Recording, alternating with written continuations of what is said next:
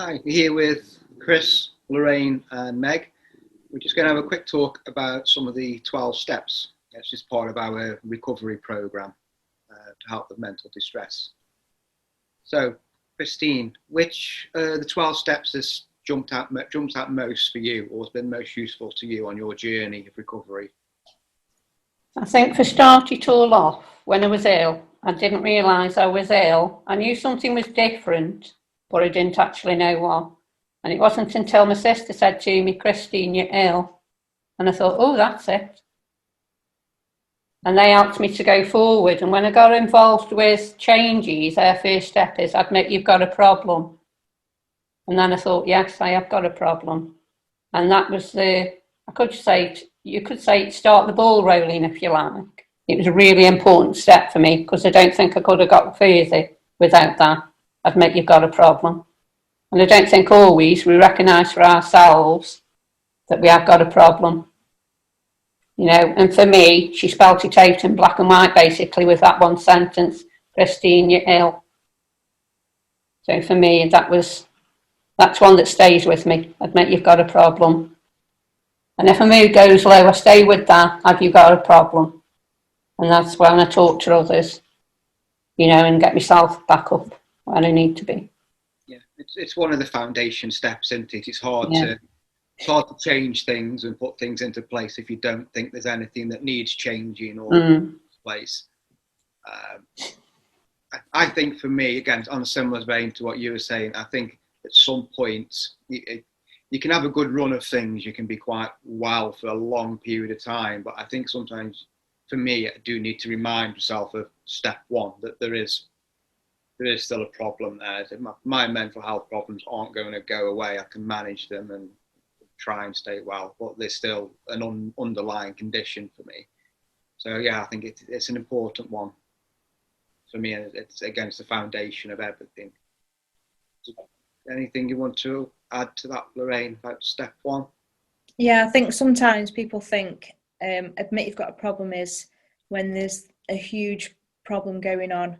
Maybe they think of something more important like schizophrenia or bipolar, but actually admit you've got a problem can be the bit of things that are stopping you doing things for you, like stress and anxiety.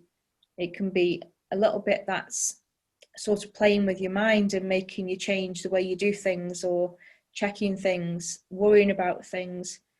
So that is a problem, and it's something that you need to sort of look at and see how you can develop ways of coping with that. So that might be what starts off with admitting that is an issue for you. Really interested. I'm sitting here listening to it, and even as a wellness coach, I'm sitting here going, yeah, I've never actually admitted that I've got any problems, which is quite interesting, because I think I spend a lot of time trying to fix things that I've not admitted to. So that little having revelations now. So thanks for that little perspective. I always think that I haven't actually got an OCD with things being in a certain place in a certain way. My OCD, if I've got it, is more of like thinking about germs and things like that, and I have to keep a check on that.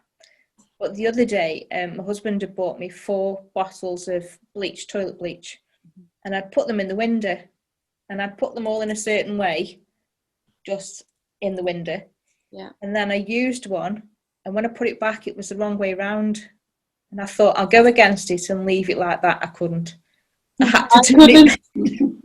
No, I couldn't. I really couldn't. So, it's not OCD. It is just something that made me need to do that. And I couldn't go against it. So it looked more pretty the right way around. Let's put it that way. Yeah. But I do think you can't take action on things until you admit it's a problem. And that's definitely something I've not done. Because I haven't got any, like, big problems, like you say, big, like, red buttons flashing in front of my face going, this is huge. You just kind of go, it's okay. It's just a little thing there and a little thing here and a little thing there. But they all add up and, like you say, stop you doing what you would normally do. Stop you progressing and getting on with your life. So, yeah. Fresh perspective on a Wednesday morning. Is it Wednesday? Thursday. Oh, I'm getting mad. Gone. Thank you, Kris. What about you, Lorraine? Which of the steps do you find most important or most useful, or have done over your time with changes?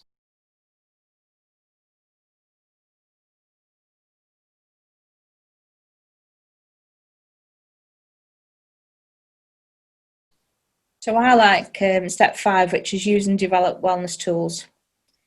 So when we talk to people about wellness tools, I think they automatically think of things like the gym, because you're talking about wellness, or running. And yes, running can be a good wellness tool, but not for somebody with bad knees like me.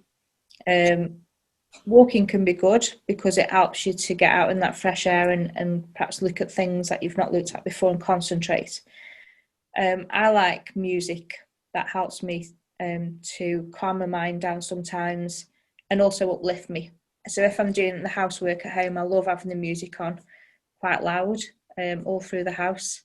Neighbours probably don't like it, but that's okay. So that's a good wellness tool. And I also like reading. Reading takes me to a different place. Again, it can be a distraction, but it can also be just a way to chill, to calm down a little bit. So wellness tools come in different ways. And I think some people don't realise what they actually do can be classed as a wellness tool. So it's just letting people know different ways of achieving the wellness. Yeah, it can be they're very personal, aren't they, wellness tools? Yeah. What works for one person might not work for another. And again, that's a big part of like the recovery journey. It is personal. Like wellness tools for me, again, I've talked about it in the past. I've been a dog, really. Yeah, very good. It helps me get out and about, helps me walk. You said it's a wellness tool in itself. But again, just the companionship that they provide is very important for me anyway. Again, yeah, music, distraction of music. But I've also found recently podcasts are useful, the educational, entertaining. Again, it's a noise in my head that distracts me from thinking of other things. I find that quite useful as well. So those are a couple of wellness tools to me. And holidays away, always a good wellness tool. Take yourself out of the situation. Those are mine anyway. About you, Christine? Well, one wellness tool I've started doing again that I didn't realise I'd missed was gardening. I used to have a really big garden and I loved gardening. Now I'm in a bungalow and I've only got a small space. And I've started up again. I want to do myself a little patio area, but can't do that till next year now. But sort of the thoughts are going through my mind how I want to do it now. And just that bit of thinking how I want to lay it out is like a wellness tool because it's something I know I'll enjoy. So for me, a wellness tool, gardening, like I said before, I like reading, a lot of different reading. There are some things I can't do, like I said, sport, which I would like to have done, but there's no way I can do it really now. So sort of have to admit that bit's gone. But I'm still looking for new ones as well. So it's about finding different things I can put in place for the things I've actually lost or can't do anymore as well. What about you, Megan? So that's the part about developing wellness tools. Mm-hmm.